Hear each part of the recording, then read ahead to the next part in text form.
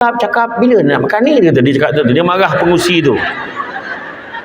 Jadi saya pun tegur lah, kesian kita tengok anak yatim ni, simpati, kita rasa sayang kan. Saya kata macam ni, dia kata, saya tunjuk lah budak anak yatim tu, saya tunjuk macam ni. Pengurusi bank tu nampak saya, nampaknya penceramah kita tak sabar nak ceramah, dah aku pula yang kena. Sebenarnya budak tu kita kesian kan, saya cakap. Dan saya kata minta. Lepas tu waktu bergambar, budak-budak anak yatim ni dah dapat makan, lepas tu ceramah, lepas tu bergambar. Lepas tu bergambar tu hilang dah lemang perhiasan tu apa semua tu, budak-budak tu semua main kan. Budak-budak dah kenyang kan. Macam itulah. Jadi apa pun anak-anak yatim ni, janganlah bulan puasa je dia jadi yatim. Tiba-tiba lah macam kita anggap dia tak yatim lagi. Kan? Sebenarnya antara sebab kalau kita tengok kan, barang siapa kan Allah Taala bagi tahu, Nabi pun bagi tahu, barang siapa yang nak melembutkan hatinya kan, banyakkanlah menggosok-gosok kepala anak yatim dan memberi makan fakir miskin. Ingat ya, anak yatim ni yang kat luar ni dalam 15 tahun ke bawah lah, yang kanak-kanak yang 40 tahun ke atas kat rumah kita tu pedulikan lah, itu dah terlebih yatim sangat dah tu kan. Jadi makna kata kena tengoklah keadaan tu, kesesuaian. Dia mengaku yatim, abang pun nak yatim, habis kau gosok kepala aku tu, tak payahlah. Yang itu kau peluk dia sudahlah, kau sayang dia sudahlah. Ni cerita ni anak yatim, menginsafi. Sebab bukan semua orang senang macam kita. Orang perempuan selalu bagi mesej ni, ada orang kat luar tu nak lebih susah daripada kita. Kita ni ada macam-macam benda kita boleh makan kan. Orang kat luar tak boleh makan. Contohnya kita ingat beberapa tahun lepas bagaimana Mufti Arab Saudi sedang berserang langsung memberi kuliah tentang Ramadan. Ada satu panggilan daripada Rohingya, telefon, dia tanya, sahkah puasa kami dengan tahap kami tidak bersahur dan kami tidak berbuka? Kerana dia tak ada makanan. Dia tak ada makanan, tak bersahur dan tak berbuka. Puasa tak puasa sama je macam puasa. Itulah keadaan ni orang sampai macam ni. Kita ni walaupun kita tak prepare apa-apa kan, kita yakin malam ni ada untuk kita berbuka puasa. Betul tak? Tu belum cerita iftar perdana. Tu belum cerita buffet Ramadan. Kepada siapa yang nak pergi ada satu buffet Ramadan. Saya pergi Maha Buffet di Maib Serdang, RM89 saja satu kepala, 200 menu dihidangkan. Pergi telefon banyak memang, tapi selesa. Yang bagus tempat tu selesa, dia tak macam kat hotel crowded sangat. Dia kawasan dia lapang, tempat semayang pun okey. Saya bukan promote, lebih kurang sebab tak silap saya, sebelum berbuka puasa tu kena dengar tazkirah daripada personality TV yang tinggi-tinggi daripada Negeri Sembilan tu. Dia yang akan ceramah sebelum buka puasa tu. Ya, boleh tengok dalam tu dia pengusaha tu daripada restoran Mak Kimbong. Mak Kimbong betul tak? Jadi Maha Buffet Ramadan. Ya, nak ceritakan macam mana kita ni walaupun ada buffet Ramadan, tapi masyarakat kita salah faham dengan buffet. Dia ambil makanan sebanyak-banyaknya. Kita dulu mana ada pandai pergi beli-beli kat luar. Semua mak kita masak je kat rumah. Betul tak? Puteri mandi, tepung pelita, kuih pepok. Pepok tu ada setengah tempat panggil badak berendam.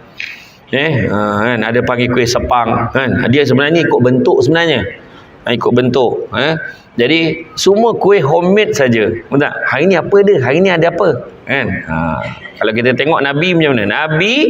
Nabi tu sebab orang lelaki kena tengok Nabi macam mana. Orang perempuan saya tak tahu ni orang lelaki.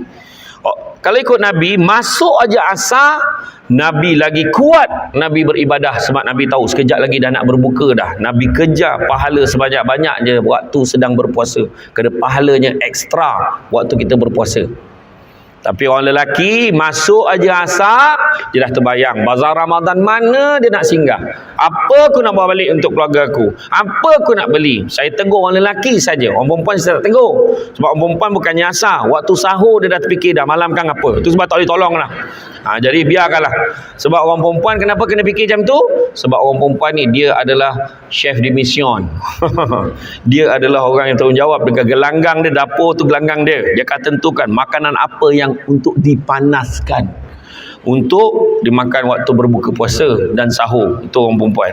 Pertama. Yang kedua, untuk mengawal hawa nafsu. Mengawal hawa nafsu kita daripada melakukan perkara-perkara yang biasa kita buat dan kita boleh kontrol. Sebab apa? Nafsu ni berpangkalan di di perut. Perut adalah merupakan HQ untuk nafsu. Waktu Allah Ta'ala ciptakan nafsu, Allah Ta'ala tanya, engkau siapa? Aku siapa? Maka nafsu jawab, aku, engkau, dia kata. Aku, engkau. Kemudian Allah Ta'ala letakkan dia dekat dalam tempat yang sejuk selama 100 tahun. Kemudian bawa keluar. Aku siapa? Engkau siapa? Aku, engkau. Letak pula tempat panas selama 100 tahun. Bawa keluar balik. Engkau siapa? Aku, engkau. Macam itulah degilnya nafsu ni. Tetapi akhirnya Allah Ta'ala hukum pula nafsu ni, uji pula dengan 100 tahun dilaparkan. Selepas itu bawa keluar, kau siapa, aku siapa? Sesungguhnya aku adalah nafsu dan kau adalah Tuhanku. Maknanya nafsu biasanya kalah dengan lapar. Tapi kenapa ada orang boleh kena tangkap basah pada waktu bulan puasa? Kenapa orang boleh kena tangkap kerana membeli nombor ekor pada bulan puasa?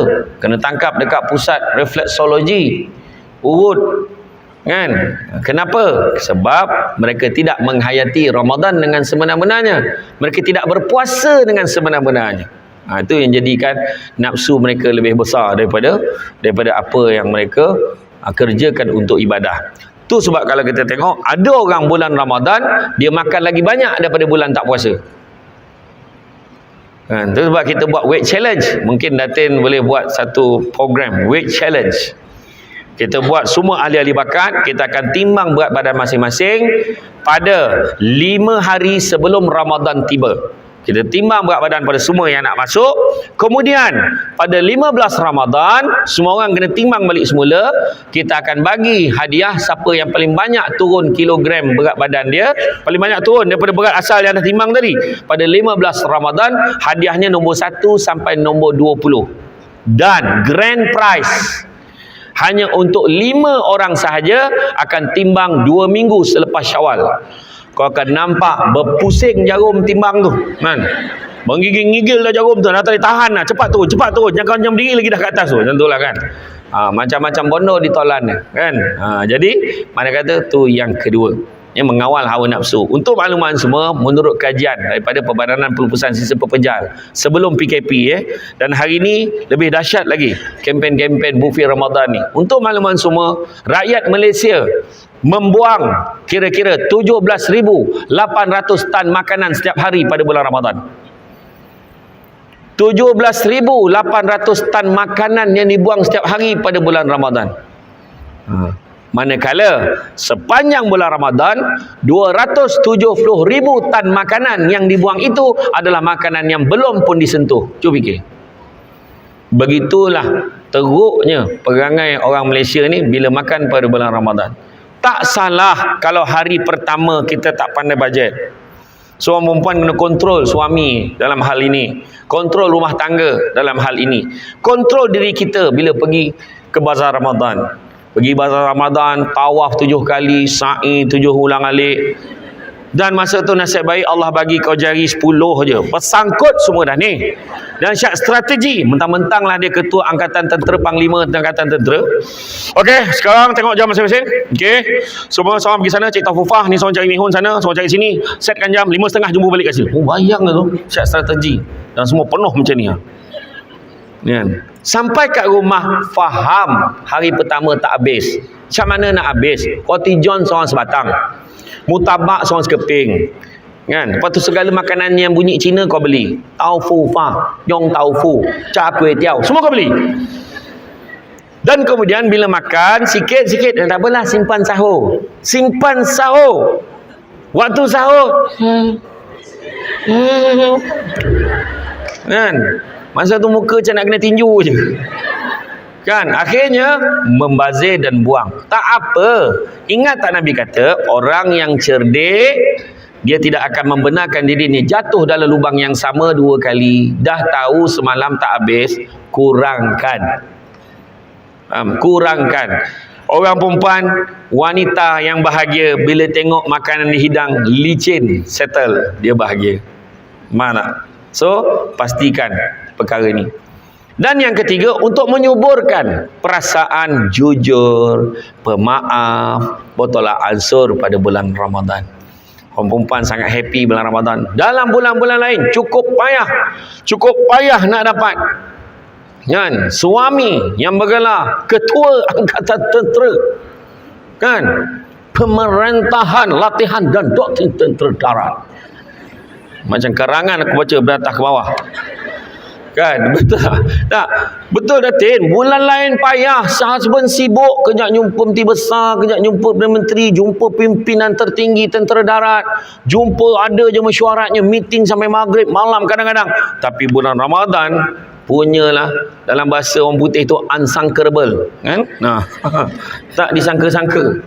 Kebanyakan malam kita akan dapat berbuka puasa bersama dengan keluarga. Itulah hebatnya. Dan semua orang sangat berdisiplin. Tak ada siapa berani usik makanan yang dihidang tu selagi belum masuk waktu dia. Katalah punya baiknya hari ni, bakat ni, sayang dengan penceramah, dia kata tak apalah, tolonglah letakkan je air fresh orange tu dekat rostrum penceramah tu. Letak fresh orange dengan limau tersangkut tu dengan payung kecil tu, letak aje. Manalah tahu kalau dia nak minum, insya-Allah Ustaz, kami ni semua jenis simpan rahsia. Ustaz jangan risau. Kalau Ustaz haus, tak minum lah. Tapi kita tak minum sebab apa? Kita menahan diri kita. Itulah aspirasi Ramadan, menahan diri. Bulan Ramadan ni memang macam-macam perangai, kan? Macam-macam perangai, kan? Kesian kadang-kadang ada orang dia puasa ayam mengeram telur. Ayam mengeram telur, ayam mengeram telur ni jangan kau dekat dengan dia, memang dia marah. Kembang kepak dia marah, dia marah. Oh, jangan main-main. Ada orang macam tu, puasa nak marah aja. Lalu depan salah, apa lalu depan marah pula. Kau puasa lalu depan marah, lalu belakang habis ilmu aku, habis ilmu dia. Tak boleh. Budak tu buka TV salah, kuat TV salah, slow marah. Tak dengar, suruh kuatkan. Astagfirullahalazim, tak tahulah pemasalah. Masak kat dapur, tak bising sangat dapur tu, kenapa? Marah saja. Dia kategori ayam mengeram telur. Yang seekor tu pula puasa kenan kucing, tidur aja. Tidur. Orang angkat tudung saji tu, angkat kening sikit tengok, lepas tu tidur balik. Ada lepas subuh tidur. Lepas subuh tidur sampai Zuhur. Lepas Zuhur atas sejadah tidur sampai asar, teruk betul, berlepek puasa. Lepas asar naik atas katil balik. Abang kan nak buka dari buka dah. Dan pergi depan rezeki ni, tak makan ni, pegang buah tamar. Isteri pun cakap, abang kenapa? Adalah sekarang ni puasa tak rasa, tiba-tiba dah buka dah. Kau kerja kau tidur je, memang tak rasa, kan? Jadi tengok kategori mana kita ni. Bulan puasa kita kena penuhkan dengan amal ibadah. Dan apa yang kita tengok, kita kena kejar. Salah satu juga kelebihan puasa ni adalah untuk mengurangkan berat badan. Kurangkan berat badan ni bukan untuk apa? Untuk pastikan kita ringan beribadah. Kalau perasan dalam TikTok tu tengok muka Samsul debat, hari tu dah bulat dah ni, dagu ni dah double, perut dah macam tembikai dah. Itu yang hari ni berani ambil gambar tegak tu. Sebab macam tu lah. Sebab balik pada umrah 2 minggu lepas, saya balik pada umrah, saya terus cut, kontrol makan saya. Saya nasi stop. Last saya makan nasi malam tadi waktu buka, lepas tu tak makan.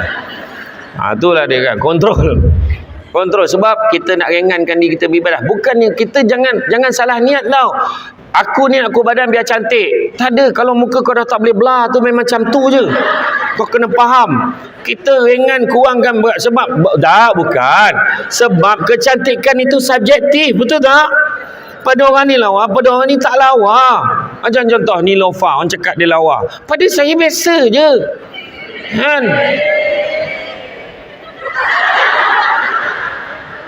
Ya, tu sebab saya tak kisah, saya bagi laluan pada purist. Gone. Macam tu lah, contoh lah. Marah hari saja gurau kan. Nah, kadang-kadang kita duduk kat bus stand, dengan kita duduk kat bus stop, kita tengok kan, ya Allah, suami dia handsome, bini ni merayau muka dia, kata kan. Macam tu kan, nampak. Kadang kita nampak bini dia lawa, kita nampak suami dia. Betul ke suami dia kan bapak dia tu kan? Kadang orang sampai hukum macam tu kan. Sebab kecantikan ni subjektif. Jangan lupa kekayaan yang paling besar adalah akal. Keburukan yang paling besar adalah bodoh. Keburukan yang paling buruk adalah terpesona pada diri sendiri. Dan semula-mula perbuatan adalah akhlak yang baik. Saya ulang balik. kau kan gemar tampal tu kat meja kau. Kan, ayat-ayat kata-kata pujangga, patut kau feeling seseorang. Ni aku bagi. Kekayaan yang paling besar adalah akal. Kemiskinan yang paling besar adalah bodoh. Keburukan yang paling buruk adalah terpesona pada diri sendiri. Dan semula-mula perbuatan adalah akhlak yang baik. Cuba tengok, keburukan yang paling buruk adalah terpesona pada diri sendiri. Perasaan cantik, perasaan dia elok, perasaan dia baik, terpesona pada diri sendiri. Memang kalau kita tengok dia perasan, sedangkan dia tak macam tu, macam mana menyampahnya kita kat dia? Keburukan yang paling buruk. Orang yang tak cantik, rasa diri dia tak cantik, orang tu cantik sebenarnya. Orang yang cantik, rasa diri dia cantik, tak berapa cantik. Orang yang cantik tapi rasa diri dia tak cantik, ya Allah cantiknya dia. Dan kau bayangkan orang yang tak cantik rasa diri dia cantik. Kau boleh bayang tak betapa buruknya orang. Macam itulah keadaan dia. Nak bagi faham, ya. Jadi kalau kita tengok dalam bab Ramadan, kita tengok kebahagiaan yang kita nak kejar ni sebab kita, Allah Ta'ala sebut dalam Al-Quran, ya ayyuhallazina amanu, wahai orang-orang yang beriman, kutiba alaikumusiyam, diwajibkan ke atas kamu berpuasa, kama kutiba alal ladzina min qablikum, seperti mana orang-orang sebelum kamu, dalam kurungan diwajibkan berpuasa juga, la'allakum tattaqun, mudah-mudahan kamu bertakwa. Alangkah baiknya kalau kita menjadi wanita yang bertakwa, dijanjikan syurga oleh Allah Subhanahu Wa Taala. Saya kalau dengan isteri saya cakap, wahai isteri syurga abang. Saya kata, wahai isteri syurga abang. Itulah ayat saya nak memujuk isteri saya supaya merelakan saya berceramah ni. Sebab saya hari-hari jadual saya tak sama dengan orang. Hari-hari ceramah. Kan, buka puasa, orang semua buka puasa dengan isteri, aku buka puasa dengan bini orang. Kan, bini-bini orang aja semua tu. Kan, iya, janganlah punya ramai kadang masa kadang kurang. Dengan mak sendiri pun kena setkan jadual, buka puasa dengan mak, buka puasa dengan family. Tak ada kadang-kadang. Itulah dia Samsul Debat. Hari-hari bayangkanlah tajuk wanita bahagia pun panggil Samsul Debat. Tu belum cerita lagi sebelum bergelar Samsul Debat dulu, yang kena panggil dekat Jempol dulu. Kan masa tu tak ada PA lagi. Masa tu saya orang kata mengisi masa lapang je camah tu sesajalah kan. Dalam perjalanan baru telefon. Hello, Assalamualaikum. Apa tajuk camah hari ni? Kelebihan penyusuan susu ibu. Break emergency aku tepi jalan aku tahu. Apa hal lah ni tajuknya? Rupanya hari tu hari penyusuan susu ibu sedunia. Anjuran Women Institution WI dengan Hospital Jempol. Mengelabahlah aku, tak tahu lah ustaz dia nak tajuk tu juga. Cari lawan lain, tak, dia nak ustaz juga. Aku pun telefon lah Ustazah Hazlina, pegawai sosial dekat hospital tu, telefon Ustaz Nur Azman Ahmad, kaunselor Main. Alah cenia ya, dia kata kan, macam mana ni kelebihan penyusuan susu pun. Semangatlah. Pergilah sampai kat dewan, semua tua-tua. Apa jadah kau dengan camah ada ni? Susu dah koreng kan, macam mana? Nak ni cerita betul. Cakap betul. Daripada nak camah sejam tu, dah tinggal 6,5 jam 40 minit aku camah. Tak ada pay dah. Lah apa dengan camah ni? Tak apalah, camah ya. Dia kata macam tu masalah kan. Macam tu lah cerita membuat. Antaranya lah kan. Jadi semua tajuk orang panggil saya. So mana yang boleh saya layan lah kan. Pergilah ceramah. Sementara nak dengar. Tu rumah saya kata, abang camah. Saya kata, wahai isteri syurga abang. Abang ni nak ceramah ni pun mungkin dalam 2-3 tahun je lagi. Lepas tu bila abang dah duduk rumah, jangan kau muntah tengok muka abang. Sudahlah saya kata macam tu. Kan, saya dulu jawatan hakiki saya pernah bergelar penyawat awam. Saya sebelum ni pengarah undang-undang, legal advisor. Tapi saya akhirnya ambil keputusan bersara sebab masa tu saya dah tak tahu mana satu part time. Macam jadi pengarah tu pula part time, ceramah tu pula full time, jadi saya ambil keputusan bersara. Saya dah dekat pesara tau, tunjuk dekat hotel dapat 10%. Iya, alhamdulillah. Kan, jadi mana kata bulan Ramadan kita nak kejar takwa, kita nak kejar syurga. So macam mana? So kita kena faham apa yang dimaksudkan dengan takwa. Takwa ni bukan kita lagi jauh daripada Allah, lagi dekat pada Allah. Orang perempuan cukup senang masuk syurga. Nabi kata wanita, saya pernah bawa tajuk tu, wanita dambaan syurga. Makna syurga nak sangat wanita tu masuk. Bukannya syurga dambaan wanita, wanita dambaan syurga. Apa cer? Kan, rupanya dalam satu hadis Nabi sebut orang perempuan ini, wanita ini, kalau dia jaga solat, satu, Dia jaga puasa. Dia jaga maruah diri dan maruah suaminya. Dan taat perintah suami. Saya ulang balik. Nabi kata,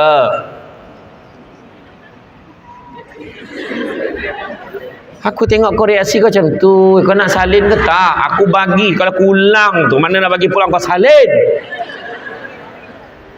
Kalau dah degil tu degil jugalah orang perempuan ni. Pening balalah. Yang pertama, jaga solat. Jaga puasa di bulan Ramadan. Jaga maruah diri, maruah suami. Dan taat perintah suami. Kalau ada keempat-empat ni Nabi kata, masuklah kamu ke dalam syurga. Ikut mana-mana pintu pilihan hati kamu. Siap boleh pilih pintu. Pintu mana kau nak masuk syurga? Orang lelaki mana boleh pilih? Dapat masuk untung. Semua neraka tu. Masuk yang cakap ni. Nak cakap apa? Sebab orang lelaki ni Roblox dia banyak. Orang perempuan kau jaga empat-empat ni, syurga. Tapi rupanya solat tak ada masalah sangat. Puasa tak ada masalah sangat. Jaga maruah diri, maruah suami tu kadang-kadang masalah.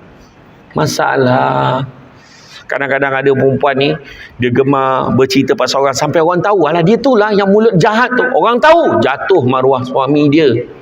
Isteri si siapa ni dia tu jatuh maruah dia. Jangan menambah-nambah jadi nasi tambah dalam media sosial.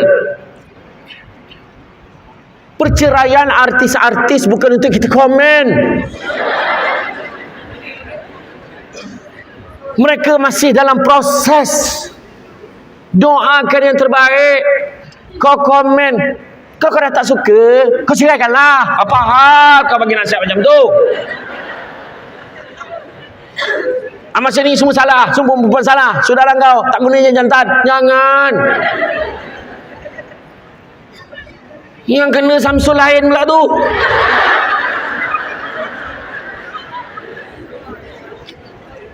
Iya, Datin nak tahu. Ya Allahu Akbar. Saya nak cakap apa lagi? Saya pun kena. Orang asam betul. Mana ni? Saya nak tunjuk kat Datin ni. Secara live ni saya tunjuk. Bayangan kita pula kena. Apa hal? Mana benda tu?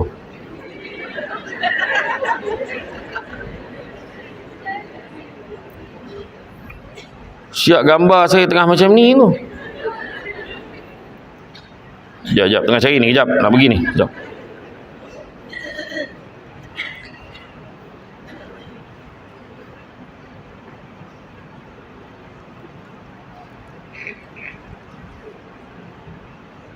Ni. Gambar saya ceramah dekat Balai Bomba Hang Tuah tu. Dia tunjuk gambar saya tengah ceramah ni. Tak apalah, tak apalah. Ni gambar ni dekat. Dia tengok kan.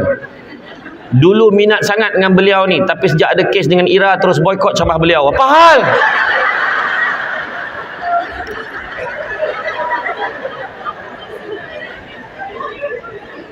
Ini satu lagi gambar saya dekat Mekah, dekat bawah Jabal Nur tu. Ni gambar saya tengah tunjuk macam ni, pakai kacamata hitam. Dekat bumi Mekah. Perangai orang jantan, duk ceramah hari-hari pasal kahwin, lalah dia yang kahwin, tak guna punya jantan. Siap tag lagi Samsul Debat Official. Saya balas balik tau, saya balas komen dia, saya jawab apa? Saya kata, mana budak tu? Jom.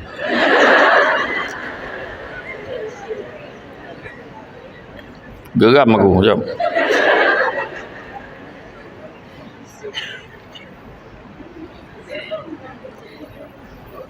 Saya kata, weh, kau cakap ni pasal Samsul mana ni? Aku ni Samsul Debat, kau tengoklah betul-betul. Kau jangan main bantai aja. Dia kata, sorry Ustaz, salah info. Salah info apa? Tu yang Abang Samsul Gawau keluarkan. Sebab dia pun kena. Abang Samsul Gawau bertalu-talu kena. Lepas tu Abang Samsul Gawau dah geram, dia jawab apa? Dah jodoh. Dia kata apa? Sebenarnya Abang Samsul Gawau tunjuk gambar. Ni Samsul Debat, ni Samsul Gawau, ni Samsul ni. Pilih yang mana satu. Tengok betul-betul. Itu sebab orang perempuan jaga maruah diri. Jangan terbabit dengan menyebabkan boleh jatuhkan maruah kita dan maruah suami kita. Orang kutuk suami kita macam mana pun, pertahankan. Aku tengok lelaki kau macam tak kerja, elok duduk rumah. Tak adalah kak, sebenarnya dia memang banyak kerja, dia kerja part time banyak. Cuma belum ada rezeki lagi dapat kerja tetap. Kak, kita doalah sesama ya, mudah-mudahan abang dapat kerja tetap. Tu jaga maruah suami. Ni kau tambah lagi.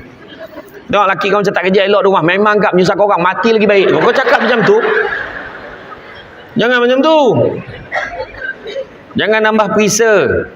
Sebab kalau tengok macam tadi kan, macam rumah tangga, macam semalam pun ada isu yang tu kan, dia tengah berunding dengan artis ni. Bukan kita ni komen seolah-olah macam kau hari-hari duduk sekali dengan dia orang. Kita tak tahu masalah dia. Dalam mana rumah tangga tak ada masalah? Cakap, tolong angkat tangan. Saya dah 15 tahun kahwin, alhamdulillah Ustaz, tak ada masalah. Mana masalah tu? Mesti ada masalah, betul tak? Merajuk, teras hati, itu biasa. Cuba tinggal lagi cara kita menyelesaikan masalah itu.